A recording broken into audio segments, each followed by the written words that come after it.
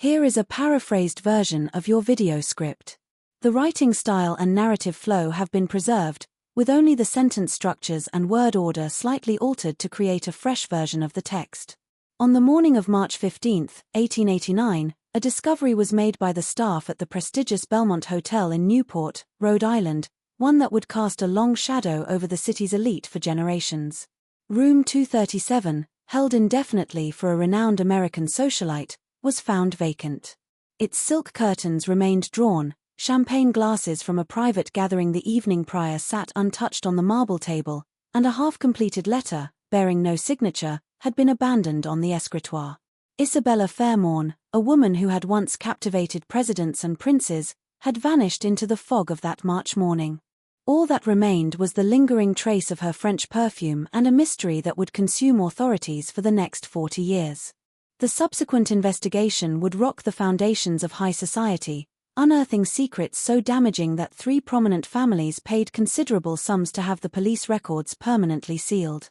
Before we delve deeper into the web of deceit surrounding Isabella Fairmont's disappearance, I have a small request. Please take a moment to hit that subscribe button and activate the notification bell. Stories like this one, the very ones powerful people tried to bury, are exactly what we uncover on this channel. Also, leave a comment and let me know which state you're listening from. The dark secrets connected to Isabella's story may have stretched far beyond the gilded mansions of Rhode Island. To truly grasp why Isabella Fairmont's disappearance sent tremors through America's most influential circles, we must first return to the beginning. The year is 1881, and the world of Newport society revolved around summer estates whose construction costs could exceed that of entire towns. This was the Gilded Age, which had birthed a new aristocracy comprised of railroad barons, steel magnates, and shipping dynasties. Nowhere was this immense wealth displayed more ostentatiously than along Newport's Bellevue Avenue. And presiding over these industrial titans and their meticulously curated social circles was Isabella Fairmont. Born Isabella Catherine Aldridge in 1859, she was the possessor of a rare and powerful combination, old Boston lineage and new money, a mix that made her utterly irresistible to the social machinery of Newport. Her father, shipping magnate Cornelius Aldridge, had amassed his fortune transporting goods along the eastern seaboard. Her mother, meanwhile, could trace her descent from an original family of the Massachusetts Bay Colony. This impeccable pedigree, combined with Isabella's own striking beauty, raven hair, piercing blue eyes, and a figure that inspired envy in French couturiers, cemented her status as the unofficial queen of summer society. Her 1878 marriage to Theodore Fairmont had been the social event of the decade. Theodore, heir to a Pennsylvania steel fortune, possessed a steady and reliable nature that perfectly balanced Isabella's vivacious spirit. Their summer cottage, Rosecliff Manor, was a sprawling estate with 70 rooms, Italian marble imported at tremendous expense, and gardens requiring a staff of 20 for their upkeep. Isabella's summer parties quickly became the stuff of legend. These were elaborate affairs where senators mingled with European nobility, where million-dollar business deals were struck over champagne and caviar, and where a single invitation could secure one's place in society for life. The local press was enamored with her. The Newport Daily News even ran a weekly column, Mrs. Fairmont's Week, which chronicled her charitable works, her fashion choices, and her guest lists. A genuine patron of the arts, she funded Newport's first proper theatre and personally selected the European musicians who performed at her soirees. Her influence, however, was not confined to social gatherings. Railroad executives actively sought her business counsel, politicians vied for her endorsement, and even President Chester Arthur had been a guest at her table during the summer of 1883. Yet, beneath the brilliant surface of her meticulously managed life, darker undercurrents had already begun to stir. The very social system that had elevated her to such prominence was fueled by gossip, rumor, and the ever-present threat of scandal. In Newport's insular world, where inherited wealth and manufactured propriety reigned, reputation was everything. And as Isabella would soon learn, a reputation could be dismantled with surgical precision. The initial whispers surfaced in the summer of 1884, a period society columnists would later dub the Season of Shadows. It began innocently enough. Isabella was seen dining alone with Jonathan Pembroke, a dashing young architect commissioned to design additions for several Newport mansions. Pembroke, barely 30 and radiating a romantic intensity that made society matrons fan themselves with agitation, had arrived with impeccable credentials and a mysterious past that only added to his allure. Jonathan Pembroke's entrance into Newport had been executed with the precision of a military campaign. His previous work, a Gothic revival mansion for a Pittsburgh steel baron and the restoration of a colonial Virginia estate, demonstrated both artistic vision and technical skill. However, it was his personal magnetism that truly set society abuzz. Tall and lean, with dark hair that constantly fell across his forehead and intense green eyes that seemed to penetrate the elaborate pretenses of high society, Pembroke possessed an element that Newport's usual array of suitable gentlemen lacked: danger. Isabella's first encounter with him occurred at a committee meeting for the proposed expansion of Trinity Church. She was reviewing architectural plans when Pembroke entered the room, and witnesses would later recall the electric moment their eyes met across the mahogany table. What began as a professional consultation rapidly evolved into something far more personal and perilous. Their relationship developed with a reckless intensity reserved for two powerful personalities who recognize kindred spirits in one another. Pembroke would arrive at Rosecliff Manor under the guise of discussing renovations, only for the two of them to disappear for hours, walking through her manicured gardens or sequestered together in her private study. The mansion's staff, trained in discretion but human nonetheless, began to notice subtle changes: the different quality of Isabella's laughter when Pembroke was near, the increasing frequency of his visits, the letters arriving in his distinctive handwriting. Theodore Fairmont, absorbed in his steel empire and trusting his wife's social acumen, remained oblivious to the growing attachment. He approved of Pembroke's architectural work and even praised Isabella for her excellent choice. This blindness would later torment him, but in the summer of 1884, Theodore saw only what he wished to see: his beautiful wife managing their social obligations with her customary grace. Newport society, however, operated under a level of surveillance that would have impressed any intelligence service. By August, the whispers had grown into murmurs, and by September, those murmurs had solidified into a certainty: Isabella Fairmont was having an affair. The evidence was circumstantial, but, in the unforgiving moral arithmetic of high society, it was damning. She had been seen entering Pembroke's temporary studio on Thames Street. They had been observed sharing intimate conversations at the casino, their heads bent together in a way that suggested shared secrets. Most damaging of all, Mrs. Cornelius Vanderbilt's personal maid claimed to have witnessed a passionate embrace between the two in the conservatory at a private dinner party. The social machinery that had built Isabella up now turned against her with mechanical precision. Invitations to exclusive gatherings became less frequent. Former friends adopted a cooler tone in conversation. The careful choreography of Newport society, which had once revolved around Isabella's preferences and schedule, subtly reorganized itself to minimize her importance. Isabella, however, seemed almost oblivious to the changing climate. Friends later described her as being in a state of intoxication, not from alcohol, but from a consuming passion that renders its victims incapable of rational thought. She continued seeing Pembroke with increasing boldness, as if daring society to confront her directly. This defiance, perhaps admirable in other circumstances, only served to accelerate her fall. The scandal broke publicly on October 12, 1884, in the most damaging way imaginable, the morning edition of the New York Herald-Star. A society columnist writing only as observer published a detailed account of Isabella's affair under the headline "Newport's Fallen Angel." The article, written with the precise malice that suggested inside knowledge, laid out the evidence of her relationship with Pembroke in devastating detail. But it contained information that shocked even Newport's gossip-hardened elite. According to the columnist, Pembroke was not merely an architect seeking a romantic adventure with a bored socialite. He was, the article claimed, a man with substantial gambling debts and a history of relationships with wealthy women in other cities. The piece suggested Isabella had been giving him money, substantial sums drawn from her personal accounts, and that several valuable pieces from the Fairmont art collection had been quietly sold to cover his debts. This revelation hit Theodore Fairmont like a physical blow. His wife had not merely been unfaithful, she had potentially been swindled by a professional fortune hunter. The humiliation was compounded by the realization that his business associates, his social peers, and his domestic staff had all been aware while he remained in ignorance. The confrontation between Theodore and Isabella took place on the evening of October 13 in the library at Rosecliff Manor. According to Theodore's later testimony, Isabella initially denied the affair but broke down when presented with bank records showing the money transfers. She admitted to the relationship but insisted her feelings for Pembroke were genuine, claiming she had given him money out of love, not manipulation. Theodore's response was swift and unforgiving. He demanded Isabella end all contact with Pembroke immediately, return to Boston for the winter season, and submit to a period of social rehabilitation to eventually restore their reputation. Isabella's refusal was equally immediate and absolute.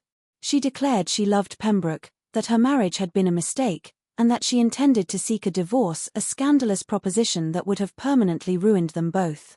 The household staff later reported hearing raised voices from the library until nearly midnight, followed by the sound of slamming doors and Isabella's footsteps on the marble staircase.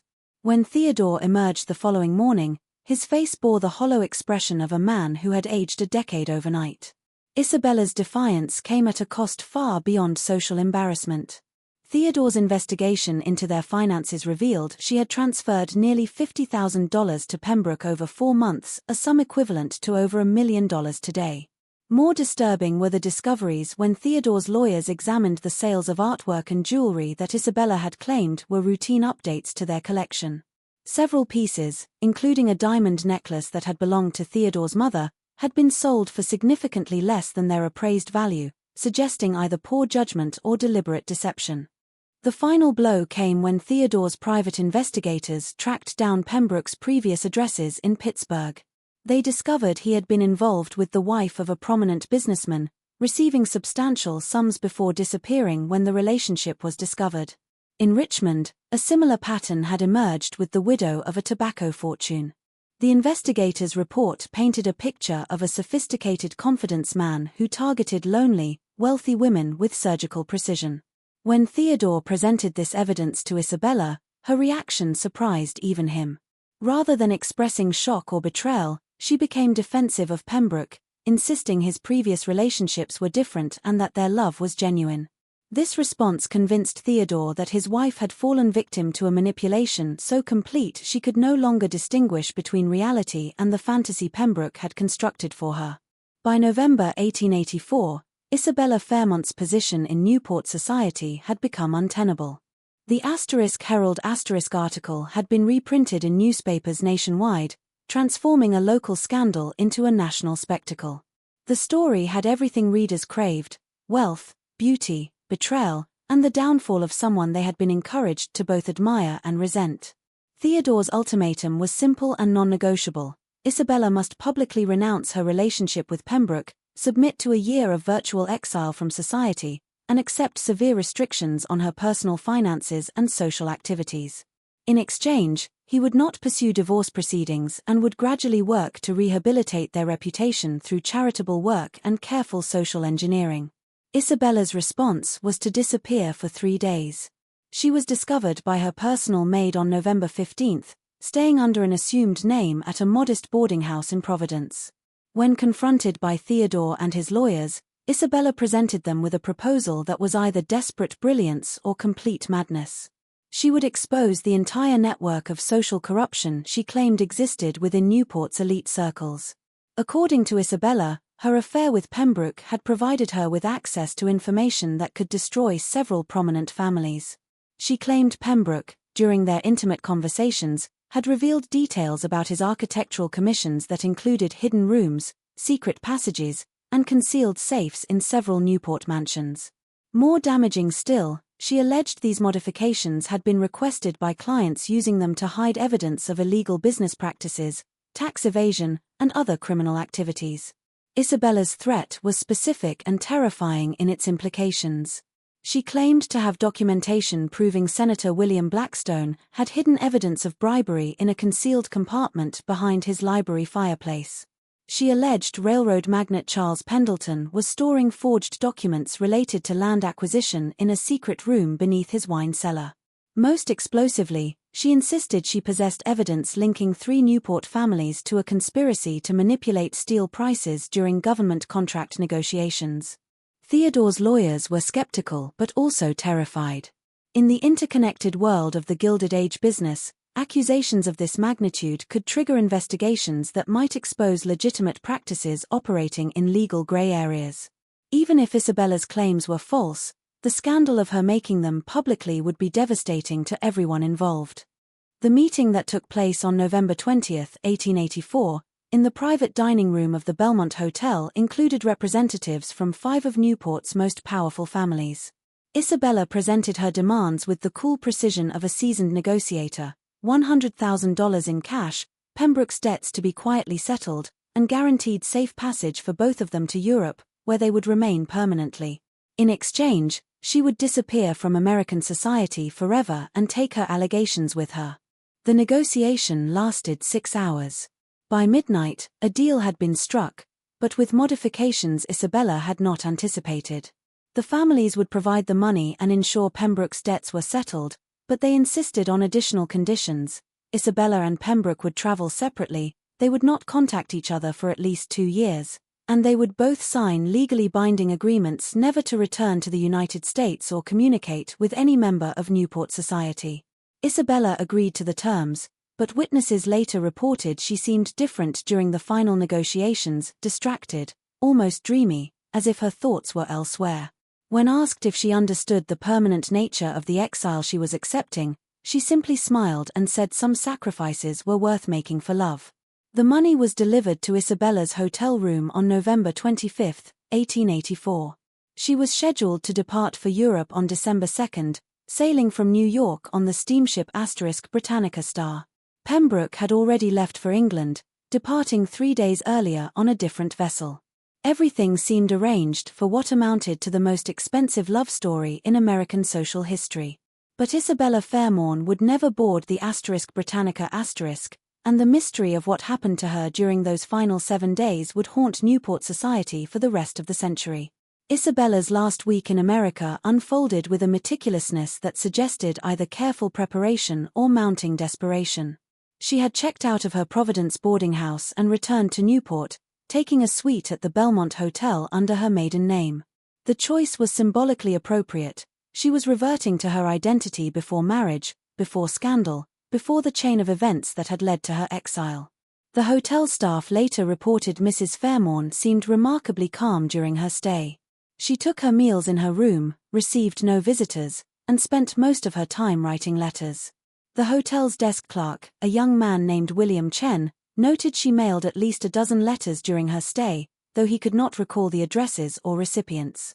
On November 28, Isabella made an unusual request. She asked the hotel concierge to arrange for a photographer to take a formal portrait.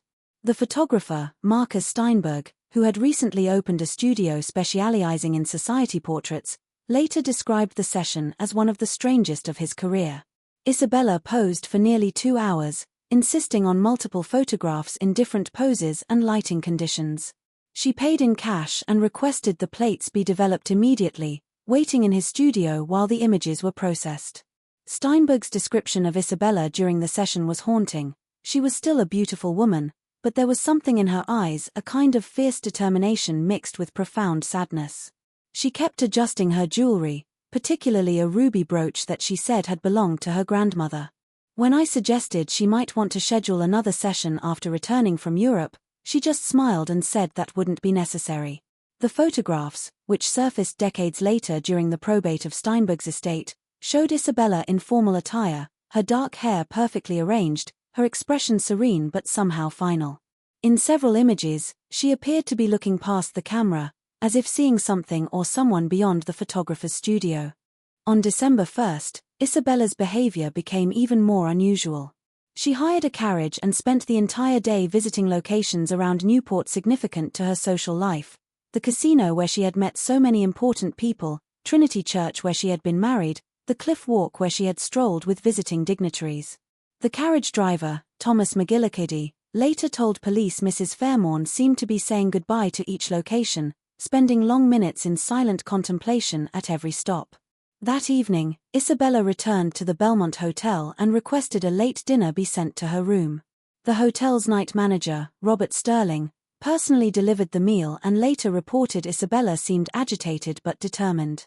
She had changed from her day dress into an elegant evening gown of deep blue silk, and her jewelry, including the ruby brooch from the photography session, caught the lamplight as she moved about the room.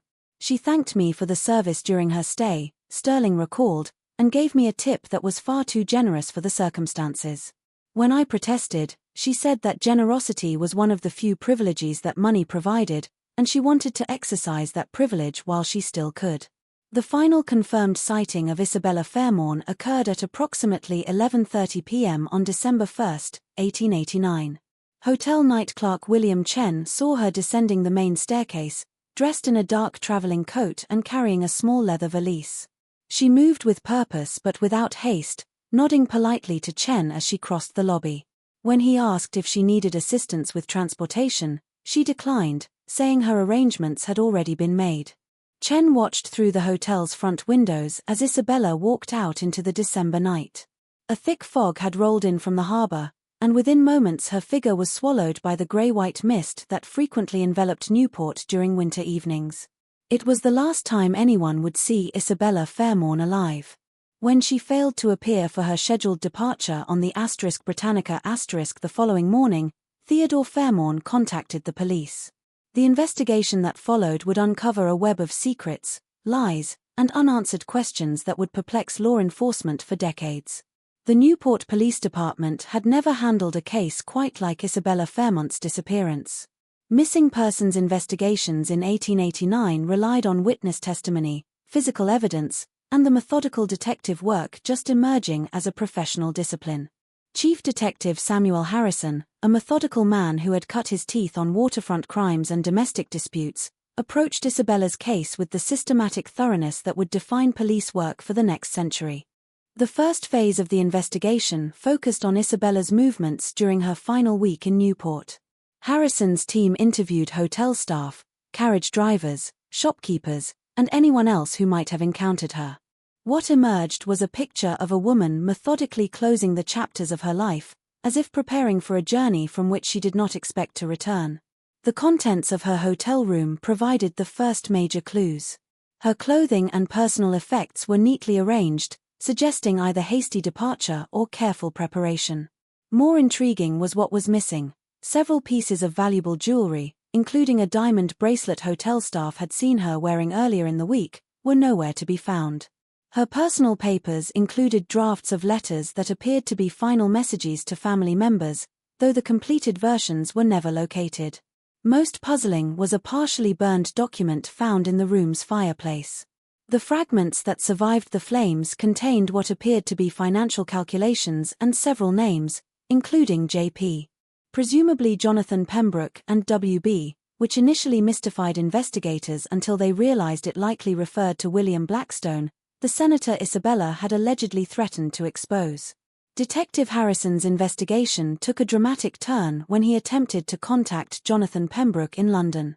The address Isabella's lawyers had been given proved to be a mail forwarding service, and Pembroke himself seemed to have vanished as completely as Isabella. British authorities, responding to Harrison's inquiry, reported no one matching Pembroke's description had registered at any of London's major hotels or boarding houses. This discovery led Harrison to a disturbing conclusion: either Pembroke had been using a false identity, or he had never actually left for Europe at all. Steamship records confirmed someone named Jonathan Pembroke had booked passage to London, but the shipping line's manifest showed the passenger had never boarded the vessel. As Harrison dug deeper into Pembroke's background, a more sinister picture emerged. The architect's credentials, while impressive, were difficult to verify completely. His previous work in Pittsburgh and Richmond was real, but investigators discovered he had left both cities under questionable circumstances, abandoning projects and leaving unpaid debts. More disturbing was the pattern of relationships with wealthy women that had marked his career in each location. But the most shocking discovery came when Harrison's team examined the architectural modifications Pembroke had made to several Newport mansions. Working with local building inspectors, They confirmed at least 3 houses contained the kind of hidden compartments and secret passages Isabella had described. However, these modifications had been completed months before Isabella's affair with Pembroke became public knowledge, suggesting his relationship with her might have been planned from the beginning. The investigation's focus shifted when Harrison received an unexpected visitor, Mrs. Margaret Winthrop, an elderly woman who had worked as a seamstress for several Newport families. Mrs. Winthrop claimed to have information about Isabella's disappearance but insisted on speaking privately and demanded assurance her identity would be protected. Mrs. Winthrop's story was both fascinating and terrifying.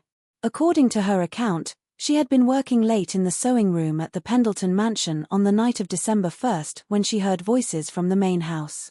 Curious about who might be visiting at such a late hour, she positioned herself near a window overlooking the mansion's rear courtyard. What she witnessed, she claimed, was a clandestine meeting between Isabella Fairmont and 2 men she did not recognize. The conversation appeared heated, with Isabella gesturing emphatically while the men remained still and watchful. After approximately 20 minutes, one of the men handed Isabella what appeared to be a package or envelope, and she departed with them in a closed carriage. Mrs. Winthrop's account was both compelling and problematic. She could not provide detailed descriptions of the 2 men, claiming poor lighting and a limited vantage point. Moreover, her reputation in Newport was somewhat questionable. She had been dismissed from previous positions for gossiping about employers' private affairs. Harrison was inclined to dismiss her testimony until she provided a detail only someone actually present could have known.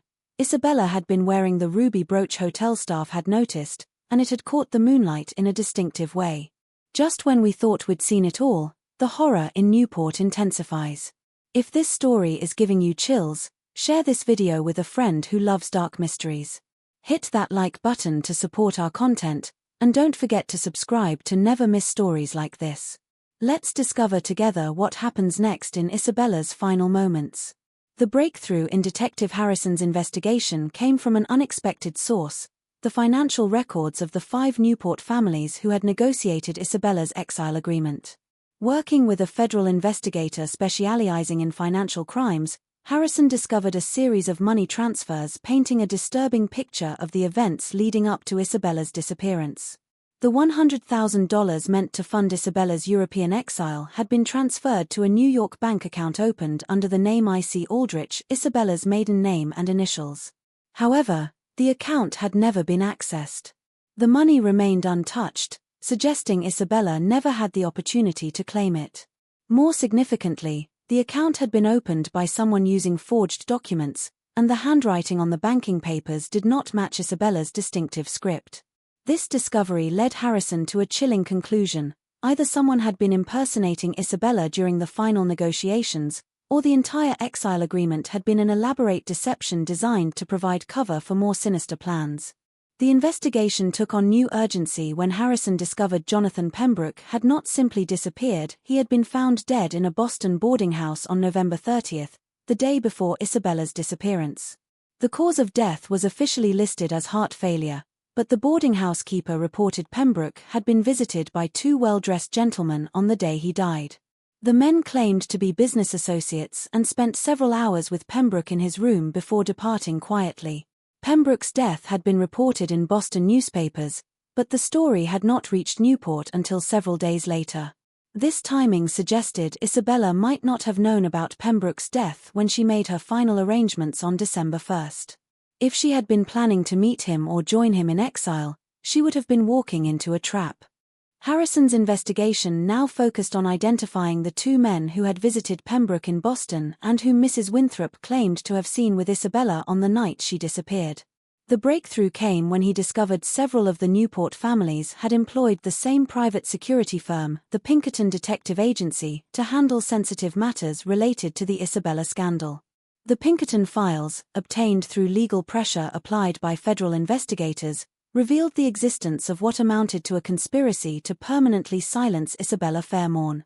The records showed agents had been tracking both Isabella and Pembroke for weeks, documenting their movements and monitoring their communications.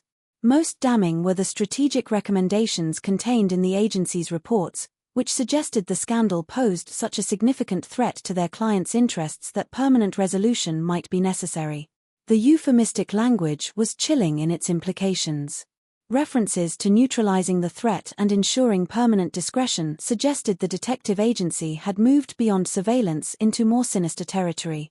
One report dated November 28 recommended immediate action to prevent exposure of client interests and noted that the target's emotional instability provides optimal cover for various outcomes. But the most shocking discovery came when Harrison examined the original architectural plans for the hidden compartments Pembroke had built in the Newport mansions. The plans included detailed specifications for a sophisticated hiding place beneath the wine cellar of the Pendleton mansion, a space large enough to conceal far more than documents or valuables. Working with federal investigators and local building inspectors, Harrison obtained a warrant to examine the Pendleton mansion's basement. What they discovered on February 14, 1890, would haunt everyone involved in the investigation for the rest of their lives. The search of the Pendleton mansion began at dawn on Valentine's Day, 1890. Detective Harrison had assembled a team including federal investigators, local police officers, and a building inspector specializing in structural modifications. The mansion's current resident, Charles Pendleton, had departed for his New York residence immediately after the warrant was issued, leaving behind a house frozen in time, its elegant rooms bearing witness to the wealth and privilege that had defined Gilded Age Newport. The wine cellar, located beneath the mansion's main floor, appeared normal at first examination. Racks of imported wines lined the walls, and the stone floor showed no obvious signs of disturbance. But the building inspector's measurements revealed a discrepancy. The cellar's dimensions did not match the architectural plans on file with the city. There was approximately 8 feet of unaccounted space behind the north wall. Working carefully with picks and crowbars, the investigation team broke through what appeared to be a false wall constructed of the same stone as the cellar's original construction. Behind it lay a hidden chamber approximately 10 feet square and 8 feet high, with walls lined with lead sheeting, a modification that would have prevented any sounds from escaping to the rooms above. The chamber was not empty. Isabella Fairmont's remains were discovered in the far corner, her body wrapped in what had once been an expensive silk evening cloak. The Ruby Brooch hotel staff and photographer Marcus Steinberg had noticed was still pinned to the fabric, though the silk itself had deteriorated significantly during the 2 months she had been missing. The coroner's examination revealed Isabella had died from chloral hydrate poisoning, a method increasingly popular among professional killers for being difficult to detect and administrable without the victim's knowledge. The poison had been mixed with champagne, traces of which were found in a crystal glass discovered near her body.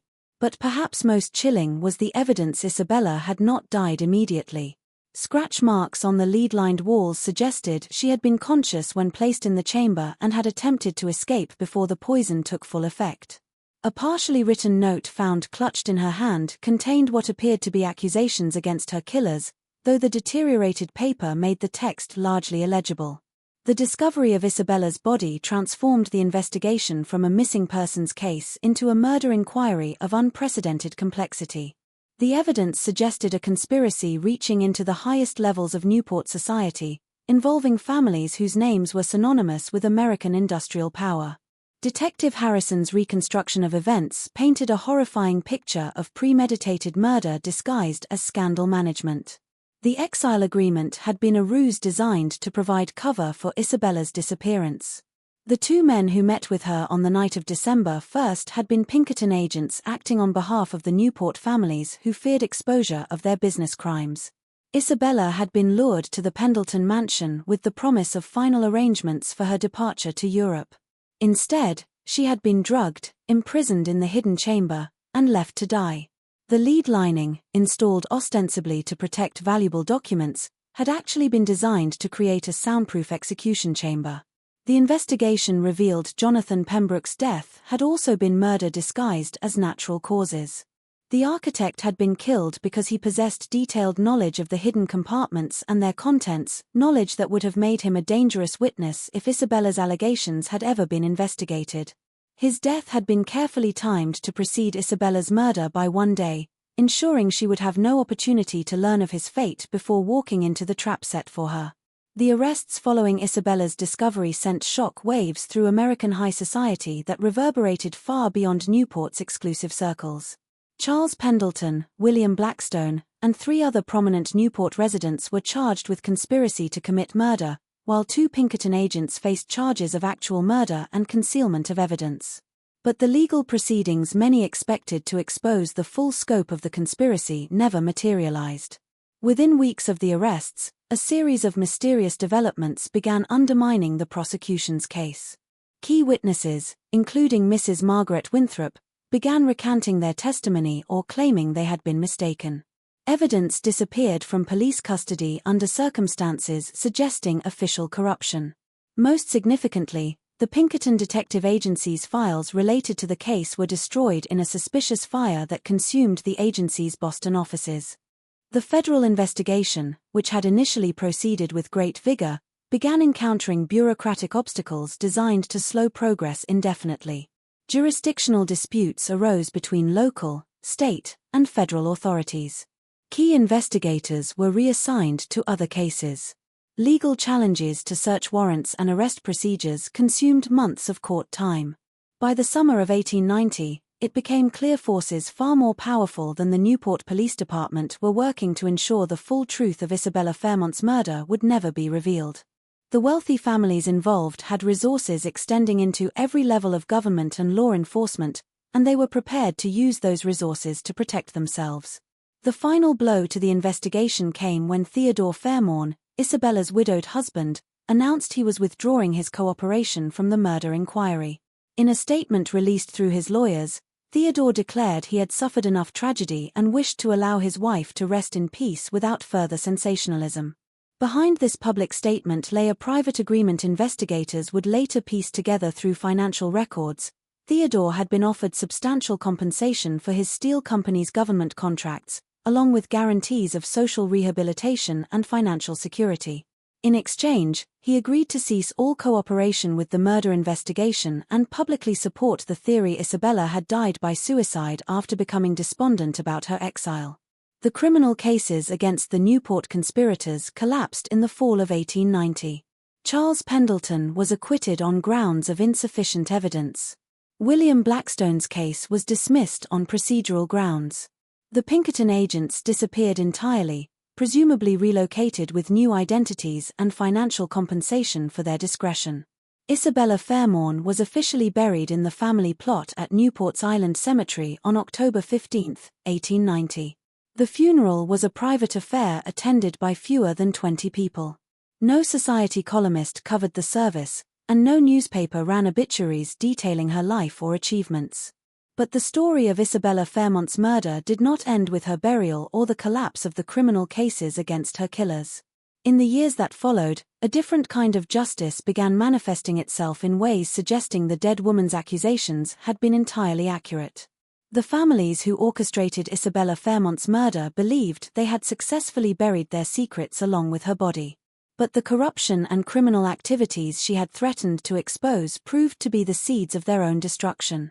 Charles Pendleton, the man in whose basement Isabella had died, never recovered from the psychological trauma of the murder. Friends and family reported he became increasingly paranoid and reclusive, convinced Isabella's ghost was haunting his mansion. He moved permanently to his New York residence but found no peace there either. His business empire, built on the fraudulent government contracts Isabella had discovered, began unraveling when federal investigators working independently of the Newport murder case uncovered evidence of systematic bid rigging and price manipulation. By 1895, Pendleton Steel Company faced bankruptcy proceedings and federal prosecution for fraud. The hidden documents Isabella had threatened to expose were eventually discovered during asset seizure proceedings, confirming every allegation she had made.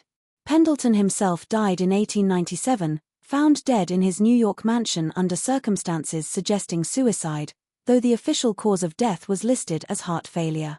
Senator William Blackstone's political career suffered a similarly dramatic collapse.